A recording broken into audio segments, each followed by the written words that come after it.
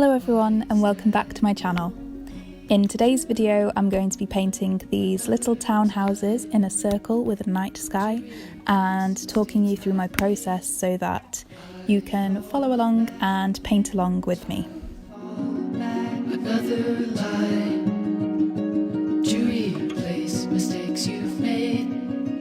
So I started by painting the houses with sunset colours that I'd already mixed. So I'd mixed myself a red, a couple of oranges and a couple of yellows before I started, and I just used those shades to paint the roofs and the walls of the houses.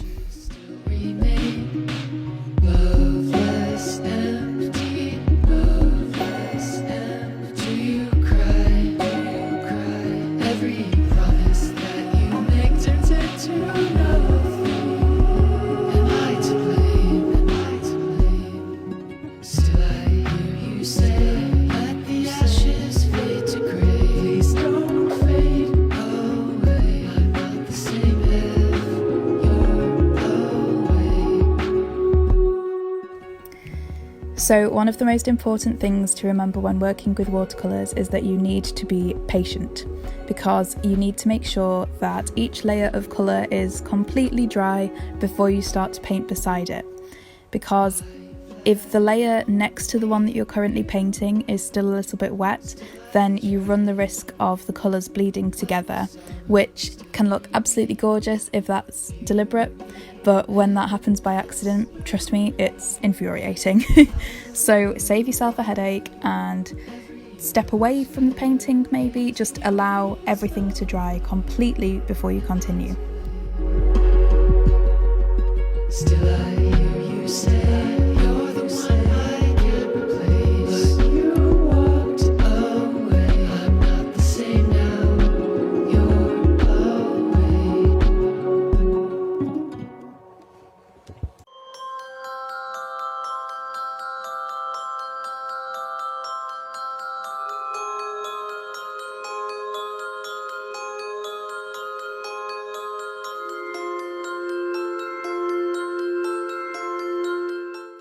So once I'd finished painting the main bodies of the houses, I used a variety of green shades to paint the doors and the chimneys of each house.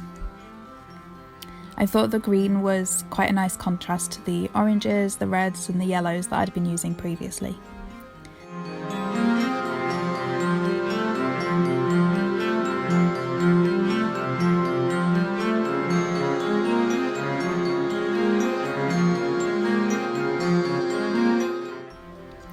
So once each part of the houses had dried completely, I used a dark grey shade to fill in the night sky behind the houses and around them.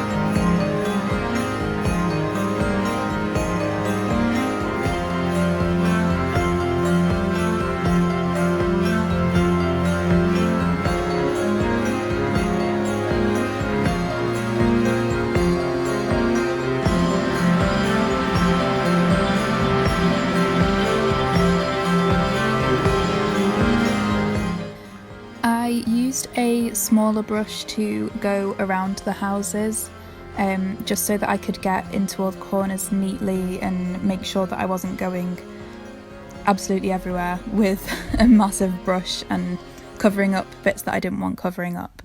And then later on, once I got to the upper part of the sky where there was nothing that I needed to be careful about going around, I used a bigger brush so that I could fill in that area a lot quicker.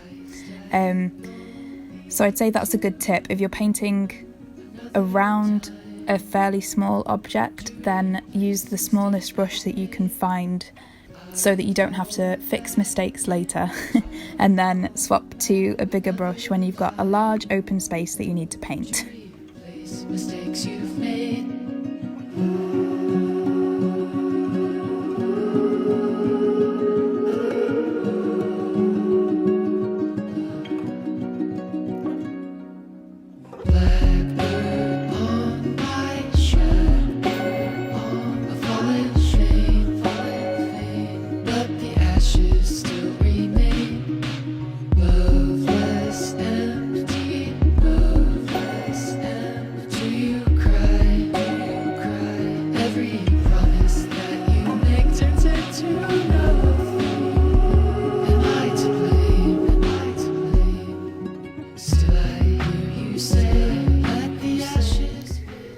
of the watercolours for like actual colourful things that I tend to use are from Winsor and Newton, and I absolutely love them. I find them really pigmented. They are really easy to mix different shades out of and to blend together on the page and stuff like that. Yeah, I'd really recommend them, and I will leave a link in the description to where you can buy them on Amazon. I do have an affiliate link with Amazon, so at no extra cost to you, I do earn a small commission from purchases made following links like the ones in the description. Yeah, it's no extra cost to you, it just means that I can keep feeding my cats on demand. So if you would like to pick up those watercolours, I'd really encourage you to please use the link in my description. Thank you. Still I hear you say you're the one I can't replace. But you walked away. I'm not the same now. You're away.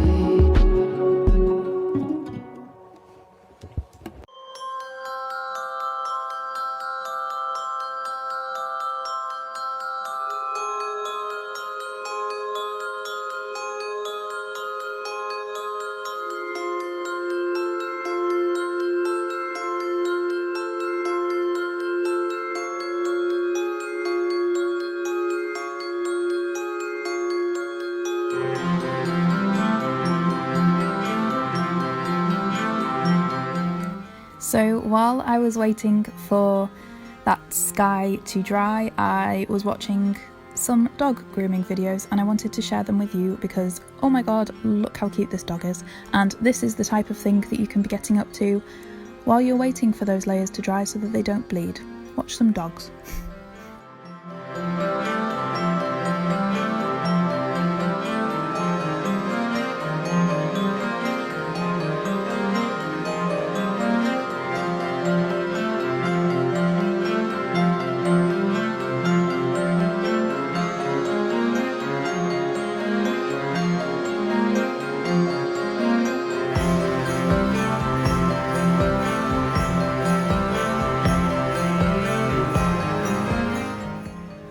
Once that had dried completely, I used my Watercolor metallic watercolours to fill in the moon that I'd drawn, and also to outline the circle that the image was like painted in. I absolutely love these paints, they are so gorgeous. They are really pigmented, really shimmery. I'll link those in the description as well. And yeah, I feel like this champagne shade worked really, really well with this particular painting.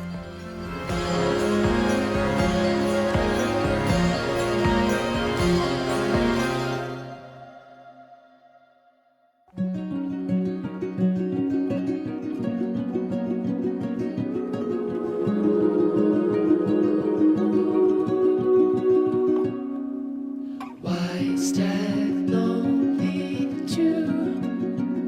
Another time to replace mistakes. So I waited a couple of hours for that metallic paint to dry. You didn't need to leave it for a couple of hours, I just went and watched TV and got a bit distracted.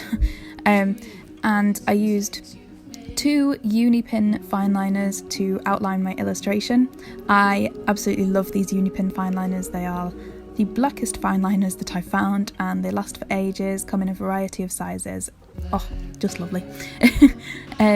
So I used a 0.05 size to outline the windows and the doors, and then I used 0.1 to outline everything else, and also I used the 0.1 to draw some little diamond shaped stars in the sky.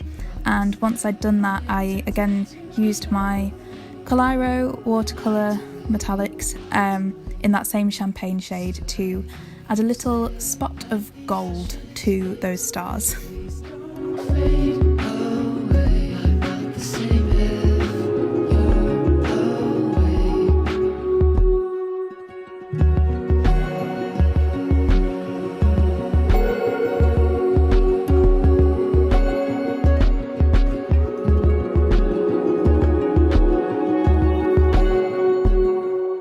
White flag, lonely view. Still I try.